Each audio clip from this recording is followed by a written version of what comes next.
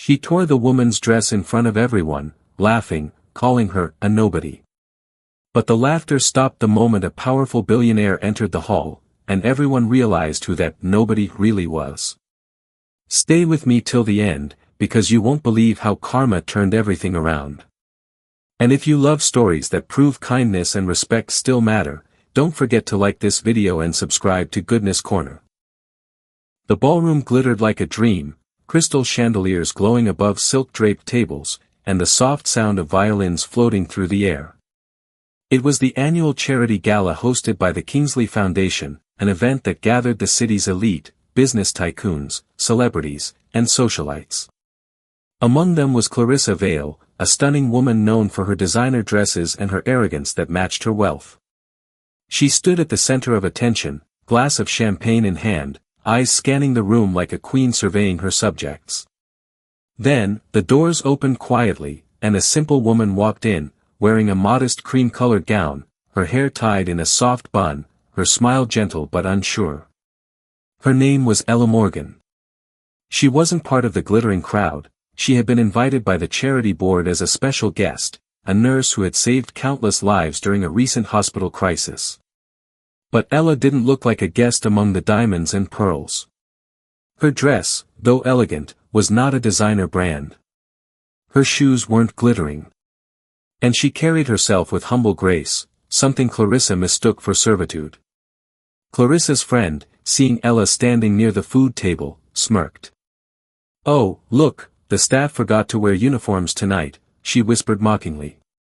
Clarissa laughed, taking a sip of her drink. "Maybe she's new.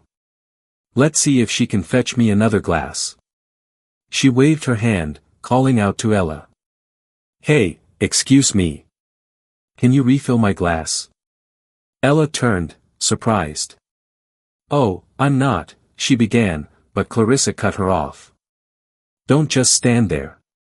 Move, girl. It's a gala, not a waiting line."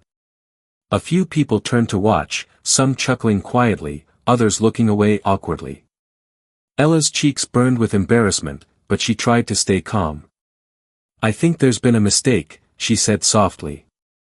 "I'm actually—" But before she could finish, Clarissa reached out, grabbed her wrist, and accidentally pulled, tearing the side of Ella's delicate dress. The sound of fabric ripping echoed through the hall. Gasps filled the air. Ella froze, holding the torn edge against her chest, eyes wide with humiliation. Clarissa blinked, pretending to be innocent. "Oh dear, I didn't mean to. You should be careful with such cheap material." The laughter that followed felt like daggers. Tears welled in Ella's eyes, but she didn't lash out. She simply whispered, "Excuse me," and turned to leave. The crowd parted silently as she walked toward the exit, a mix of pity and guilt in their eyes. Just as Ella reached the door, the room suddenly grew silent. The orchestra stopped mid-note. A tall man in a black tailored suit had just entered, his presence commanding and magnetic. His eyes, sharp and intense, scanned the room before landing on Ella. "Ella," he said, his voice deep and steady. Clarissa turned, her heart skipping. The man was Alexander Drake, billionaire CEO of Drake Enterprises, one of the most powerful men in the city. Every magazine wrote about him, every woman at the gala dreamed of meeting him. Ella turned slowly, and the way he strode toward her made every jaw drop. Without hesitation, Alexander removed his jacket and gently draped it over her torn dress. His voice softened. "Who did this to you?" Ella shook her head. "It's fine, Alex. Just a misunderstanding." Clarissa's eyes widened. "Alex?" He called her by her first name, with tenderness, not formality. A chill ran down her spine. Alexander turned, his gaze icy as it landed on Clarissa. "You tore her dress." Clarissa stammered, I thought she was a waitress," he finished for her. "That's your excuse." The air turned thick. People whispered in shock. Alexander gently guided Ella toward the center of the room. Everyone, allow me to reintroduce someone very important, he announced. This is my wife, Ella Drake. The woman you just mocked, laughed at, and disrespected. She's not only my partner but also the reason this foundation exists. She has saved more lives than anyone in this room.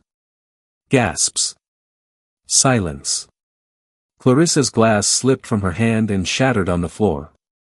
The arrogance drained from her face, replaced by pale horror. She wanted to sink into the marble floor. Alexander continued, his voice steady but cutting. A person's worth isn't measured by the brand they wear, but by the kindness they carry. Remember that before you judge someone by their clothes. Ella looked down, holding his jacket close, her eyes glistening. The hall that once mocked her now stood in shame. Clarissa opened her mouth to apologize, but no words came. And as Alexander led his wife out of the ballroom, every heart in that room learned a lesson they would never forget. Outside the ballroom, the night air was cool and calm. Ella stood beside Alexander, her heart still trembling from what had happened. She looked up at him, tears threatening to fall. I didn't want a scene, Alex. I just wanted to leave quietly. Alexander smiled softly, brushing a strand of hair from her face. You've been quiet your whole life, Ella. Maybe it's time the world heard your worth. She sighed, her voice fragile. People like Clarissa will never change. He took her hand gently. Maybe not all of them. But tonight, you changed a few hearts. Sometimes, dignity speaks louder than anger. Back inside, Clarissa stood frozen in regret. The laughter had died, replaced with shame and whispers of guilt. She realized how ugly pride looked when exposed under truth's light. In the following days, the story of the gala spread everywhere, newspapers, blogs, and social media. Billionaire defends wife after she's humiliated at charity gala. The world praised Ella not for her wealth but for her grace under humiliation. Clarissa later reached out privately to apologize, sending a handwritten letter that began with, I judged you by your dress, not by your heart. I'm deeply sorry. Ella forgave her. Not because she had to, but because forgiveness was what made her stronger than the cruelty that once mocked her. Months later, at another charity event, Ella walked in wearing the same cream-colored gown, repaired and radiant. People stood to applaud her courage. And this time, no one dared to mistake her humility for weakness, and that's how a simple woman taught the richest people in the room the true meaning of respect. Remember, kindness never goes out of style.